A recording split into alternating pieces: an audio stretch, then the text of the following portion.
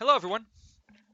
So, with this unit on world building we're doing, I wanted to talk about Star Wars, something that's very near and dear to my heart. And if you can't tell, I'll move the camera for a second. This is my collection of figurines and books of the Star Wars universe. It is, I would say, my number one hobby up there. The R2D2 up there was signed by Kenny Baker, who played him. But talking about Star Wars from a world building perspective, most people agree the first three movies are extremely good, and the reason why is they set up such a rich and deep world. I mean, starting from its opening shot here, it tells you everything you need to know in just one scene. Rebels, small; Empire, big. And from that, we already know who the underdogs are and who we want to root for. Now, what I want to talk about was expanding world building. When writing in a world that's already been written, already been established, and how you expand that story. Also, talking about how people write sequels or any kind of adaptations onto things. And this says educators, which most of us are, there's something to be said for knowing what to expect out of certain things and about topics and how to expand them in our own way while keeping true to those source materials. As for expanding world building in a good way, here's a couple of examples: Knights of the Republic, uh, the Clone Wars, Andor for Dr. Sloda, and we have the Zahn books, which you haven't read, are fantastic. Now these stuck out because they took the original vision in Star Wars, which was pipe full of things that we would look at, and so, oh, I wonder what that's like. People saw, Boba Fett, and were going, oh, who's this guy, and why is he this like hardcore bounty hunter? And expanding that story was definitely a task that seemed easy but was very difficult to do. Now, I think the sequel trilogy failed in almost every way, shape, and form. And over these two videos, I want to talk about kind of why I feel those movies failed, and then kind of loop it back to why it matters. What really matters is that worlds exist for people to kind of experience, and that connection from the viewer is deeply important in these conversations. Now, I'm going to describe a movie to you. Just go with me and you tell me what movie you think it is. About a story about a young hero on a desert planet, and they are being accosted by an evil empire. Eventually, they want to leave their planet, and soon they meet with a resistance of sorts against this empire. Go on a quest, meet people, including an incredible pilot who assists them in every way. They meet a mentor that guides them, and they end up blowing up a star system that could destroy planets.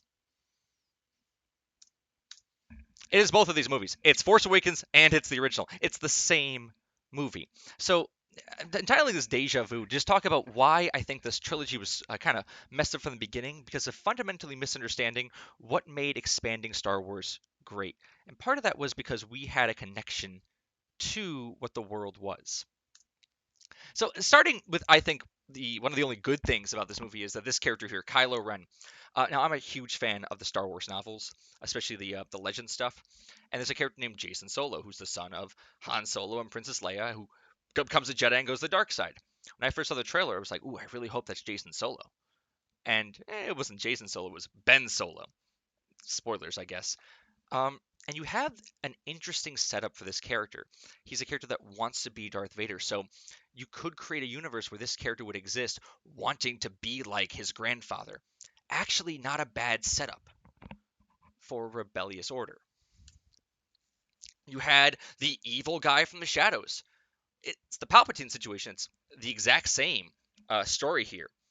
But yeah, it kind of drew our attention. We were looking at this weird guy in the hologram, big, imposing in the room, and going, well, this is the Emperor, but maybe we'll give it kind of a hand wave. Now, I think Finn is the biggest, most interesting concept in this movie, and he's a former stormtrooper. Now, this did something else to the world building that I think was good to do, is they made stormtroopers human. And I think that's a very neat thing that many people don't do. These faceless goons who get gunned down, people cheer. Maybe we have a character now that can empathize with people on the other side and shows that not all stormtroopers are bad. Remember that later because it's going to completely contradict itself in a little while. But this character, I think, has so much about him that expanded the lore of going, what if a stormtrooper was in the story? And that's just neat. Poe Dameron is just Han Solo, just repeated. And this is kind of when the problems really start. Kylo Ren is a great substitution for Vader. It's a way to pay homage to the past, but still honor the future and go, this is a character that's basically a fanboy of Vader trying to fight. Poe is just Han Solo. He's the hotshot flyboy. They didn't really feel to take any kind of risks with this movie. They made it the same story repeated. Here's where we really start breaking down. Character development. Han Solo at the end of the movies becomes this like noble fighter for the rebellion. He has his heart. He has a family now. He has kids with them, and we see him in the new movie, and he's in the exact same spot he was before. It's almost like he goes through the arc, then goes, I'll go through the hero's journey again. Let's go through the arc again. Oh, hero's journey again. I'm back to being a scumbag. I'm not learning anything. In fact, the movie Solo does the same arc. These characters haven't grown. Leia, even though she's a general now, is still the same character as before. This telling the exact same story is, I guess, what Disney felt would be playing it safe, but it's odd to me from all the books and fans that exist who want to see deeper stories. I mean, the success of Star Wars The Clone Wars definitely shows people want more, but they told the same story. Now, what really gets you is how they take that what happened in the past and kind of just say, that didn't happen. And I'll get to that in 1 second. And that's with these guys. The First Order. I I will go out on my team here. These guys are like they're basically the Empire. And from a world building standpoint, when people care about the world people have built and constructed and gained a feeling of it, they kind of know how things work. In fact, TIE fighters stand for twin ion engine because they're fast. And the Empire, they talk about how in some of the writings that they just need to be fast and fluid. They don't need to be dogfighting because no one was expecting to oppose them. The First Order starts to change everything. The Empire's lost the war. The Republic's in power. So I ask you, from just seeing the movies, is the First Order this fringe thing in the far distance of the galaxy that only controls a few planets, or are they a global threat? You don't know. They never explain how these guys rose, how essentially a fascist insurrectionary rebellion formed within the Republic that was never squashed. The First Order themselves are trying to be imperial, but not. The rebels haven't taken stronger starships like the Star Destroyer, but they were allowing these guys to build. They talk about a lot of the accepted canons, even in the Legends canon, even in the Rebels canon, Star Destroyers take entire planets to build, and yet they're flying them around. Why? Well, because it looks cool, and that's all that matters, right? Well, to fans and people who think about it, they go, wait, how do they have that? Wait, what happened here? I remember watching the movie with my dad, who loved Star Wars, never read any of the books, of course, and he was confused. Like, how do these guys even start to exist? Even again, TIE fighters, they need to dogfight. They know they do because they're going to be actively at war with the rebellion, with the Republic. So they build the worst ship. A lot of them as an organization was meant to just mimic the Empire, and that's great. However, we've already been told that story of the Empire.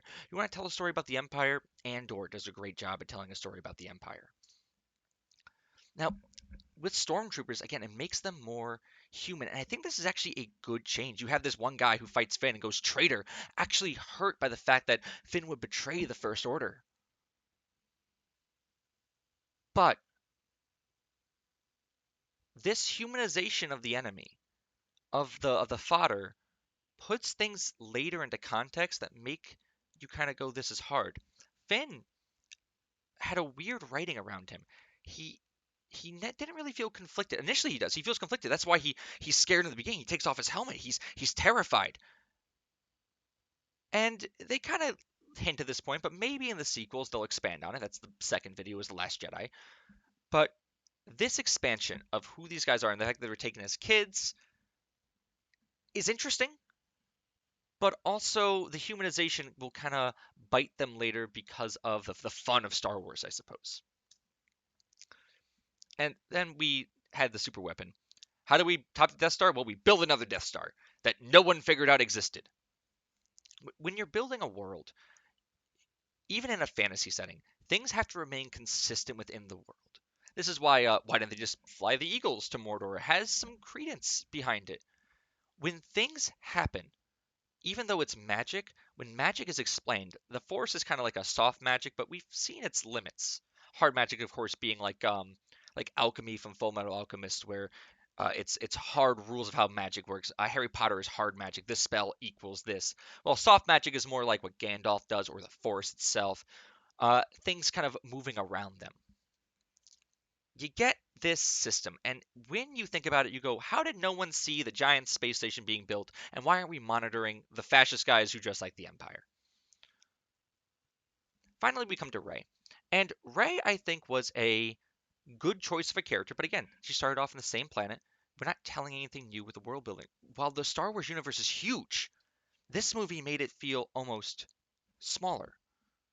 It kind of focuses on just these things. It doesn't really explain how they got there. And you don't need to explain everything, of course, in a story or a world, but you do have to remain consistent. We've seen the desert planets. How cool would it have been if she was born on a system like Nar Shaddaa, the criminal planet? And they have all this material in front of them, but they kind of just throw it all out. How can she do it? I mean, she fought Kylo Ren one on one.